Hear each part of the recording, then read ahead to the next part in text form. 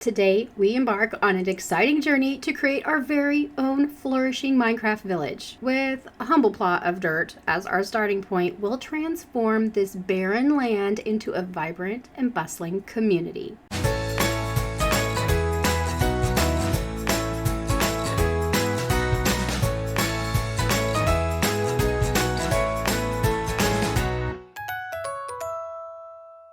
Brick by brick, we'll construct houses, farms, and essential buildings necessary for our villagers' well-being, and with really important places for trading, because of course that's the purpose of the village. But first, we'll need some resources. As we mine deep within the earth, our chests are filled with valuable supplies. This is a down-to-earth village, so cobblestone and stone are valuable building blocks. Leveling up the masons took a lot of time, but our hard work paid off as we are prepared to construct beautiful houses with colorful additions and cozy fireplaces. In a previous episode, we created the featured building in this village, which is the college up on the hill. It holds all of our librarian villagers, all set and ready for trades. We also built the church with a cleric villager. My goal for this episode is to complete the rest of this town, including a bustling marketplace. One of the tricks I use when designing a village is to imagine what the villagers would need to go about their daily routines and what things might make them happy. If they are going to work all day, maybe they want to spend a little time in a nice little garden or visit with their friends at a local pub.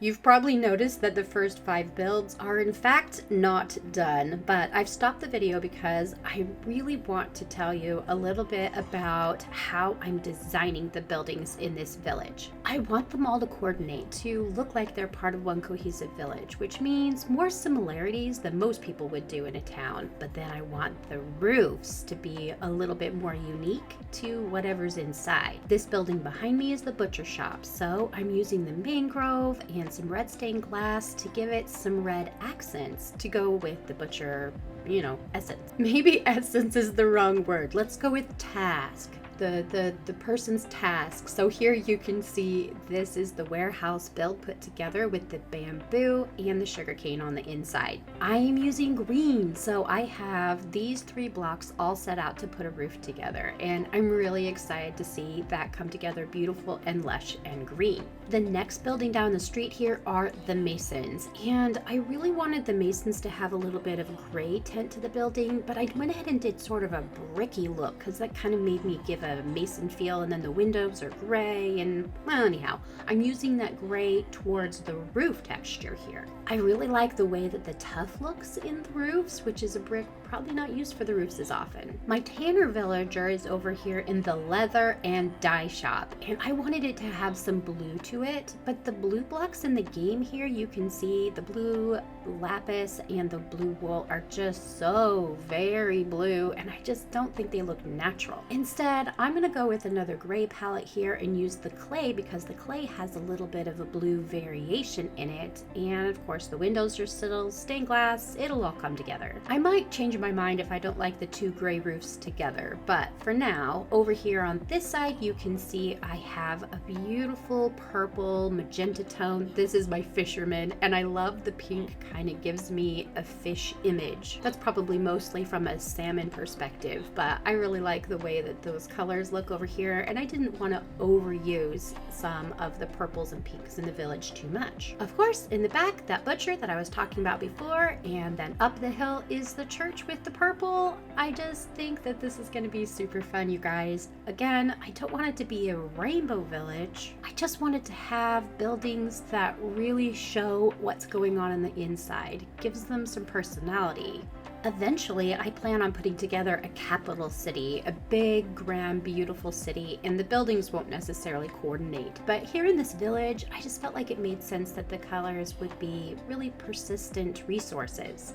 These last buildings that we haven't done yet, you can see I've already laid out the general colors. If there's an anchor wood, I've got that in place. If there's a palette for the walls, I have that kind of set out. And if there's a palette for the roof, I've demonstrated that so that I can remember what my plan is. Some of the palettes are a little bit more interesting than others. You can see this is going to be the blacksmith. I want it to be a big building, kind of fancy and definitely stand out, whereas other palettes are fairly simple with just a little character. Kind of like I was talking about before.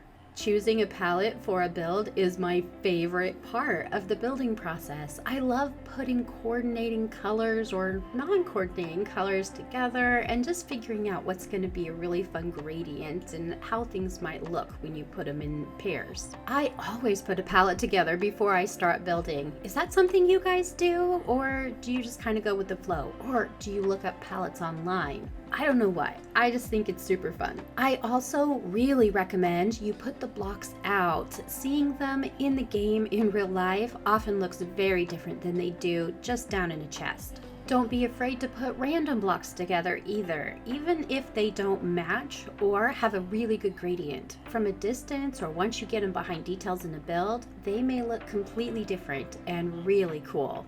You can always change them out later if you don't love it. That's one of the best benefits of Minecraft. Change, always. Super easy if you don't like something. All right, I have my palettes in place and I have so much more building to do. I'm gonna get back to it.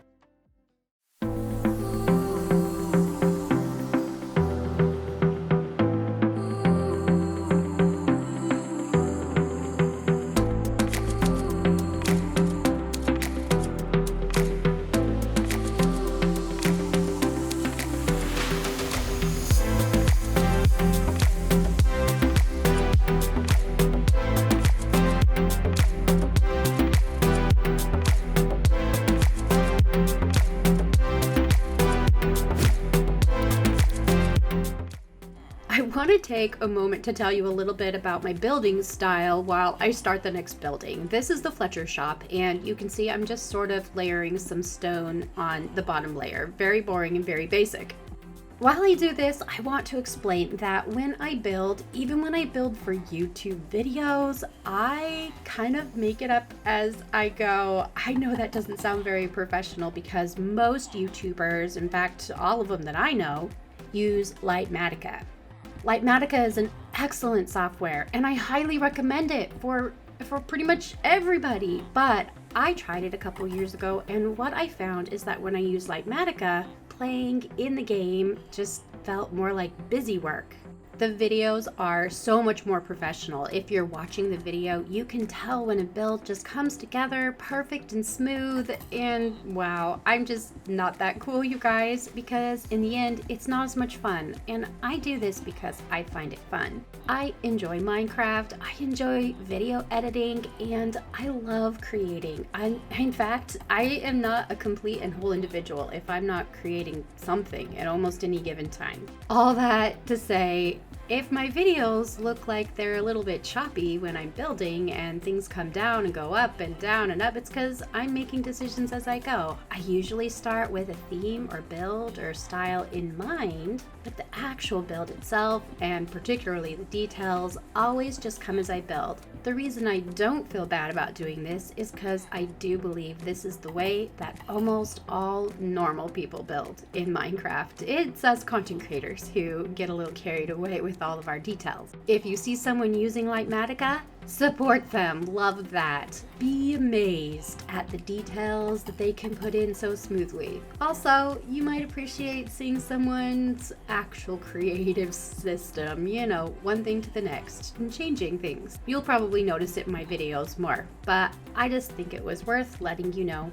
If you're a regular player and you're just using Minecraft as a beautiful escape or a way to create, don't feel bad if your things don't come together as smoothly as a content creator's usually does or usually appears on the video. Enjoy the process. It's a game after all. It's supposed to be fun. Okay, back up to super speed.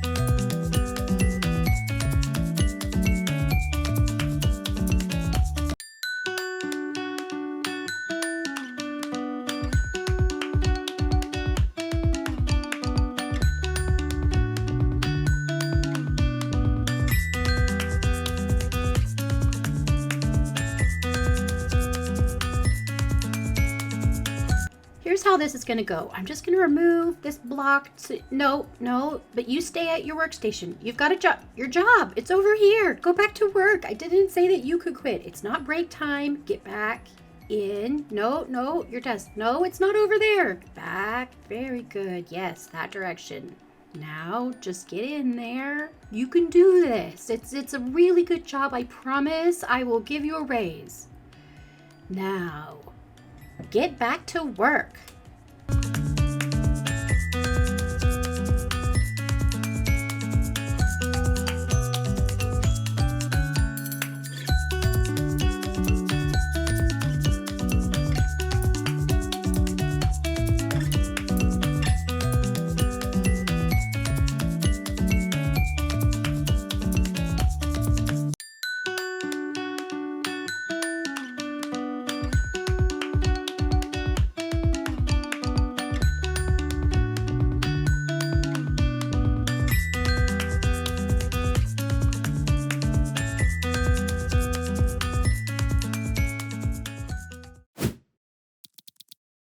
I'm really excited to start the next phase of my project, which is the marketplace. I have all these little booths that I've sort of set out to kind of generally be where I want the booths to go. And I think that they're going to work out fine, but I want something different to actually make the booths out of.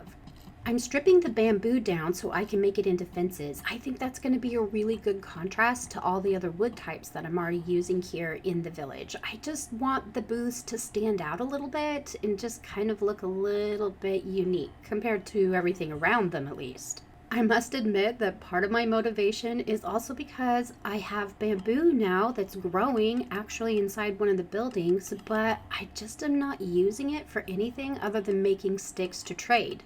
I've decided maybe it's because I haven't gotten used to using the bamboo wood yet. I just don't know what goes well with, but I figure everything looks good with spruce. So I'm going to go ahead and put it with this spruce. Yeah, actually I think that's going to work out really well. Look at the golem spinning back there, just in circles on top of one of the bushes. It's cracking me up. Too funny. Anyhow, back to the bamboo.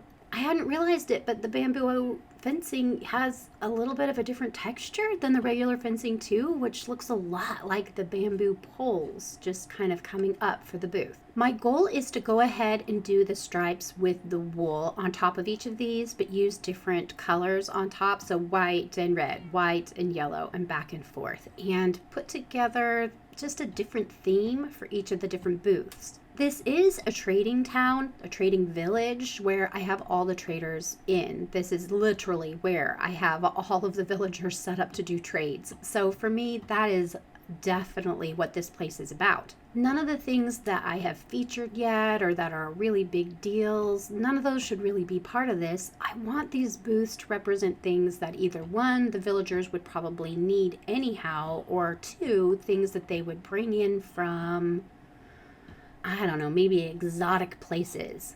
Like another booth. I think another booth would be really cool. I'm just going to finish the base structure. Is it raining again? I mean, come on. It rains in this world all the time. Anyhow, I'm going to finish a few things up, and I'll be right back. All the booth spaces have been framed out, and I added in the barrels, which I think is kind of a fun way to give a little bit of texture, even though I see them on these type of marketplace booths a lot. For this first one here that I'm putting together, I'm going to do white and orange back and forth for the canopy, and I'm doing that a little bit because this is going to be the pots booth. Literally, it's going to be the booth that sells all the pots, which I think is really cool now that we have two different sizes. If you've never done these before, I do recommend it. It's super simple. You just go a strip of white and a strip of whatever color you want and back to a strip of white again, and it actually allows you to add a lot of color into your world. I'm not quite sure why I like it so much, but it definitely needs a border. I'm going to go ahead and pull out some of the oak slabs here and just do an entire little edge all the way around each of the sides.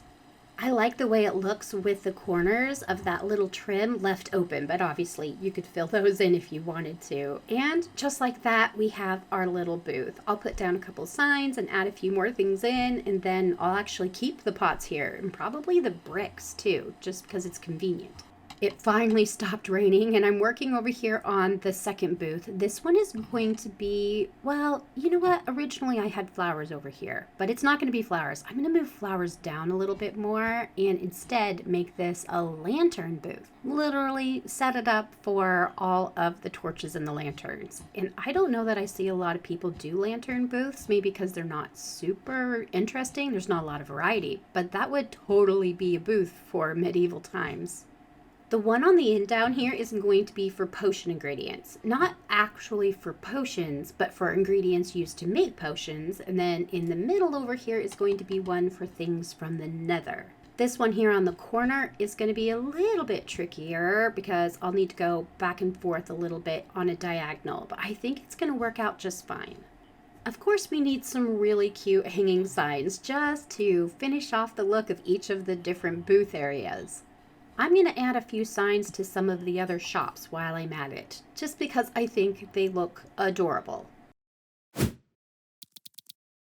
One of the things that you really need to remember and do when you're working on anything in Minecraft, but particularly a village where it's going to be a very heavily walked area, is to make sure that your paths also get some attention. I'm actually doing a very simple path where I'm adding a little bit of oak and coarse dirt in and around the basic path in the game, which is just about as simple as it gets, but I really like the flow and the feel of it, and I didn't want to do anything too fancy yet.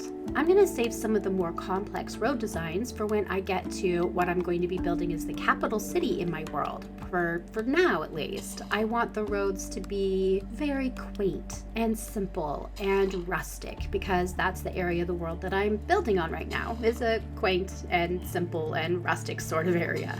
I hope that makes sense. In other words, the roads will get better later, but at least a little bit of attention is going to help them stand out and make a big difference in the area, even if it doesn't feel like it's going to make a huge difference. Remember to give the roads a little love. Landscaping is one of my favorite things to do in Minecraft, and I know some people that just really hate it, or people who really like it, like me, but putting some really beautiful things around in the nature areas, even in a village, is an important way of making it cohesive. Here you can see I'm adding in a bunch of rocks, which is just varieties of sizes and shapes in cobblestone and mossy cobblestone, just clumped together until I think they look interesting. Typically, my rule of thumb for making a rock cluster look good is to use a variety of different sizes of blocks. So you can put it together with just basic blocks, but adding in some of those stairs and slabs to the side so that it kind of is big and thick in the middle and then spreads out. I'll do another one over here and show you. You kind of put the basic blocks down and then you add some of the lighter, thinner, looser ones so that it's taller and thicker in the middle. And this one is okay. I think it needs just another one. Yeah, over here in the back to balance it off. And that makes me happy. Rocks won't be noticeable to most people most of the time. They're the type of thing that you walk by and they set a mood. They speak a lot. If they were missing, then you would just feel like something was maybe a little bit empty. But you don't have to work too hard, or if you just don't feel like it's perfect, don't stress over rocks too much. As long as you put some stone down here and there, you're going to create some of that beautiful landscape. And I really like the way that they look in the town areas. Again, not just outside of town. Ever since they added mangrove to the game, we've also had the ability to use the roots to just kind of add in some overgrowth, some just kind of brambly, bushy sort of stuff that just helps make the landscape look awesome. And then don't forget the bone mill, of course. Pretty much everywhere needs to be bone milled so you can grow the grass up, and it hides a lot of this stuff, or I don't know, it doesn't hide it as much as it just brings it together. Everybody thinks of buildings when they think about putting a village or a town or some type of build together, but a lot of people forget to do the little things that help connect one area to another or make the build look like it's connected to the land that it's sitting on. Bone mill's the fastest way to do this. I'll often go back and break some of the taller ones out too, because sometimes you have more than you need. I've created a little bit of a wildlife area over to the side of the buildings here, but within the walls, and I wanted to go through and put the beautiful lilacs all around. It's going to be, you know, the type of flower that's found over here in the woods. Of course, these you can't bone mill, so the two tall flowers are the ones you have to go back afterwards and kind of put them in place. Maybe cluster a few together. I just am loving the way that this area is coming out. Don't you think that those flowers do such a good job of adding to the area? Maybe just like 3 more over here on the left. Yeah, let's back up and see. For sure. Yeah, that's exactly what I wanted. This looks so quaint now. It's just perfect. The very last thing I do when I'm putting a build together is switch over to my shaders, and I look around with a spider bar in my hand, and this allows me to see either yellow or red, which tells me whether or not an area is spawnable. This is definitely a mod. It's not something that is in traditional vanilla, but after I've put a lot of time and effort into a build, the last thing I want is for a creeper to pop up in one little corner of some place that I just couldn't guess and blow something up. It's just not worth it. I like having the shaders to pop on every once in a while and just look at how pretty everything is. So I love being able to tell whether or not the area is spawnable. If you use shaders, you might check out and see whether or not they have this option in there, because it works for me. I actually got a couple questions over on Discord from a couple people who are wondering which mods and which shaders I use in my Minecraft Let's Play, and so I think that's something I may do an episode on in the future. A lot of people seemed kind of curious. Oh, those Endermen.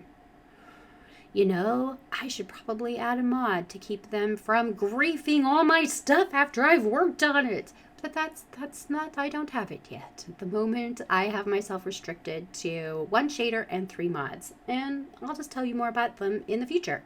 It would take a while to explain what I have and how I use them, and that's something I'd love to share with you guys if you guys are actually interested in the different types of mods that I use when I'm preparing videos for you, or when I'm just playing for my own self. The lighting is looking pretty excellent for this area. I'm gonna keep going and finish the rest of the town, and then I'll show you guys how everything came together.